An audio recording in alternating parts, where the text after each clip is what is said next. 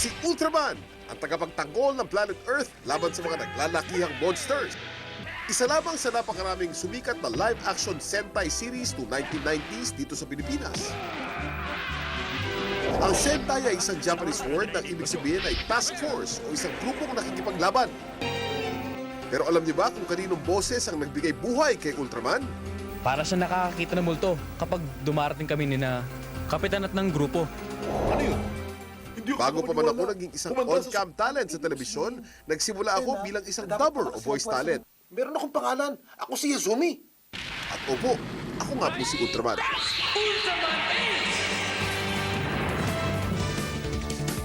Alam di ba na walang salitang dubber sa diksyonaryo? Ang salitang dubber ay hango sa salitang dupe o pinaiksing to duplicate. Dahil nung araw, dinuduplicate o pinaparami ng mano-mano ang mga cassette tape at mga 8-track na ginagamit sa recording.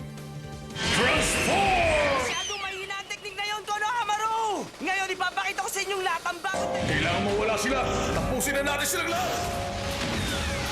Ang Hero TV ang kauna-unahan at nag-iisang all-Filipino dubbed anime channel sa Pilipinas. Ang mga animations ay pinapalabas para sa mga bata dahil sa kakaibang kulay na programa. And at the same time, yung mga aral, mga adventures, sa anime masaya, sa anime makulay, kung saan makulay, kung saan masaya, doon ang mga bata.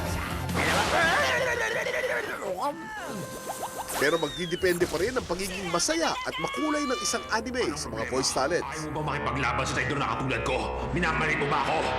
Master Megatron, narito na po kami. Ano po bang may paglilingkod namin sa inyo? At isa sa mga in-demand na voice talent ngayon ay si Pocholo my Gonzales, name is ang Kambing. tinaguriang voice master. Si Bing Kambing. Huwag niyo akong subukan. Mabuhay para sa Philippines 2000. Sino ka man? Nasaan ka man?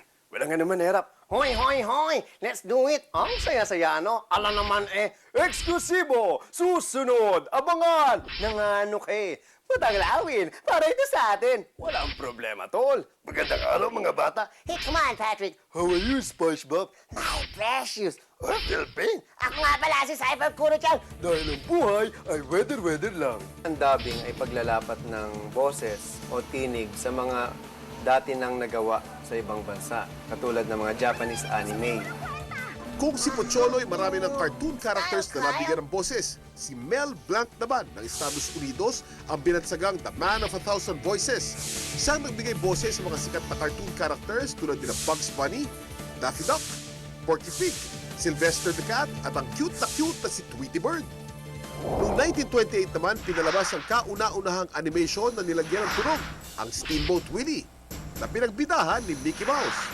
Ito'y nilapatan ng musika at habang nagmamaneho ng barko si Mickey, siya'y sumisipol-sipol.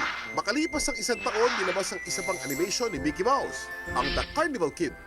Dito naman unang nagsalita si Mickey.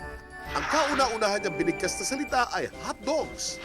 Ang unang nagbigay ng boses kay Mickey Mouse ay ang creator ng Walt Disney, si Walter Elias Disney. Importante sa dubbing ang tinatawag na character voicing para mas epektibo at makatotohanan ang mga tauhan. Magkatabi ang mukha. Kunwari, maliit. Pwede bang yung maliit gawin mo, Hoy, ako si Kulos. hindi bagay, di ba? Ako ang leon.